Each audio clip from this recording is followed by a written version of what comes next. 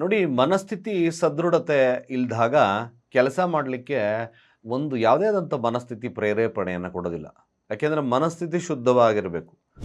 ತೀರಾ ಎಮೋಷನಲ್ಸ್ ಕೂಡ ಕೆಲವೊಂದು ಸಾರಿ ನಮ್ಮನ್ನು ಹರ್ಟ್ ಮಾಡುತ್ತಲ್ವಾ. ಮತ್ತು ಕೆಲವೊಂದು ಎಮೋಷನಲ್ಸ್ ಫೀಲಿಂಗ್ಸ್ ಹಾಗೆ ಕಾನ್ಸಂಟ್ರೇಷನ್ನು ಕೂಡ ಅತಿ ಮುಖ್ಯವಾಗ್ತದೆ.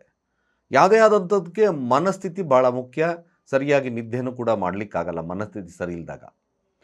ಅದಕ್ಕೋಸ್ಕರ ಮನಸ್ಥಿತಿ ಬಹಳ ಮುಖ್ಯವಾಗಿರ್ತಕ್ಕಂಥ ಪಾತ್ರವನ್ನು ವಹಿಸ್ತದೆ. ಆ ಮನಸ್ಥಿತಿಯನ್ನು ಸರಿದೂಗಿಸ್ತಕ್ಕಂಥ ಏಕೈಕವಾಗಿರ್ತಕ್ಕಂಥ ಕ್ರಿಸ್ಟಲ್ ಈ ಹೌಲೈಟ್ ಕ್ರಿಸ್ಟಲ್ ಅಂತ ಕರಿತೀವಿ. ಈ ಹೌಲೈಟ್ ಕ್ರಿಸ್ಟಲ್ನ ಶಕ್ತಿ ಏನಪ್ಪ ಅಂದರೆ ನಿಮ್ಮ ಮನಸ್ಥಿತಿಯನ್ನು ಸದೃಢವಾಗಿಡುತ್ತೆ. ಕೇವಲ ತಿಂಗಳಿಗೊಮ್ಮೆ ಚಂದ್ರನ ಬೆಳಕಲ್ಲಿ ಇಡಿ, ಅಂದರೆ ಪೌರ್ಣಮಿ ಚಂದ್ರನ ಬೆಳಕಲ್ಲಿಟ್ಟಾಗ ಇದಕ್ಕೆ ಶಕ್ತಿ ಜಾಸ್ತಿ ಬರುತ್ತೆ.